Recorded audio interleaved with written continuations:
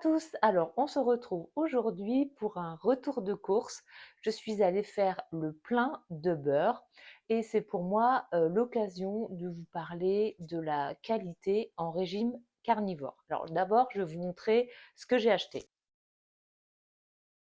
Alors j'ai acheté 4 kilos de beurre cru demi-sel. C'est à base de lait de vache jersiaise. Donc il est vraiment délicieux. Et quand j'ai l'occasion, j'en achète, je me fais une petite réserve. Ils font aussi un fromage, mais une fourme de Rochefort. Mais comme je ne consomme pas du fromage au quotidien, je n'en ai pas pris. Par contre, j'ai acheté un petit pot de crème crue. Voilà, je me suis fait ce petit plaisir.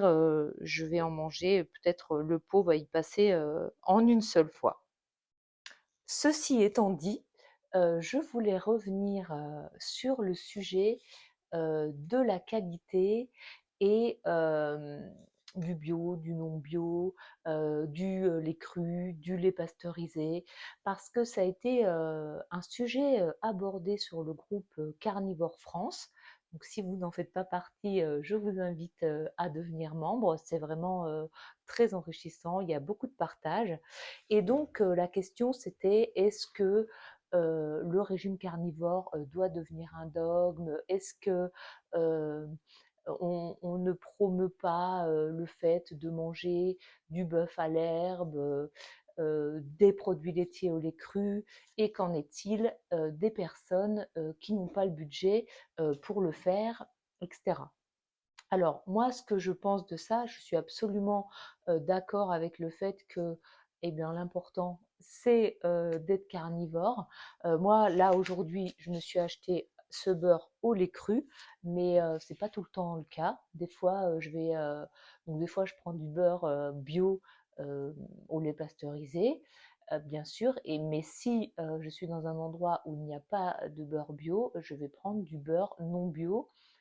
Ça peut m'arriver également. Bon, c'est plutôt rare, mais si jamais je devais gagner moins d'argent que ce que je gagne aujourd'hui, je n'hésiterai pas à prendre des produits non bio, de moins bonne qualité, mais tout en restant carnivore, car bien sûr, c'est ma priorité. Donc voilà, là, je voulais mettre un petit peu à l'honneur cette ferme. Donc, ben, ça sera juste pour les Auvergnats, hein. Si vous habitez en Auvergne, c'est à 30 minutes de Clermont-Ferrand, à Rochefort-Montagne. Donc, vraiment, c'est un lait très gras, de grande qualité. Et donc là, j'en ai pris 4 kilos, j'en aurai pour quelques temps. Et, et donc, voilà. Si vous tombez sur cette vidéo et que vous vous dites que le carnivore n'est pas pour vous parce que c'est un budget trop conséquent, eh bien, je vous invite à ne pas vous prendre la tête avec ça, de manger eh bien, les produits qui vous sont accessibles en termes de budget, de privilégier bien sûr les dates courtes dans les supermarchés. Il y a des super promos, les bas morceaux, les abats. Les bas morceaux, c'est des morceaux de troisième catégorie qui, souvent, c'est situé au niveau des membres des animaux qui nécessitent un long temps de cuisson. C'est souvent très bon marché.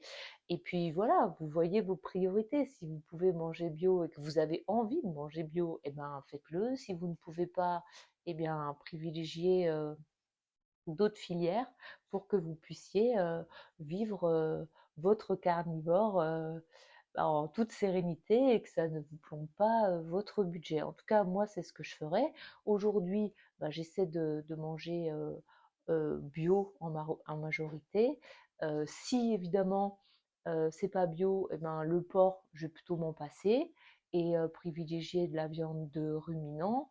Et voilà, j'ai mes petites priorités à moi, mais ben, chacun son curseur, j'ai envie de dire.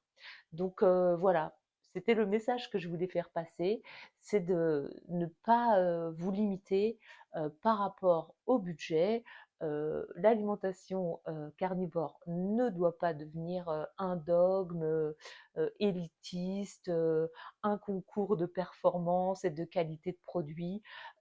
Ben, chaque carnivore vaut le coup d'être vécu, chacun son voyage carnivore. Et voilà. Et ben, je vous invite à me faire vos retours en commentaire et je vous dis à très bientôt pour une prochaine vidéo.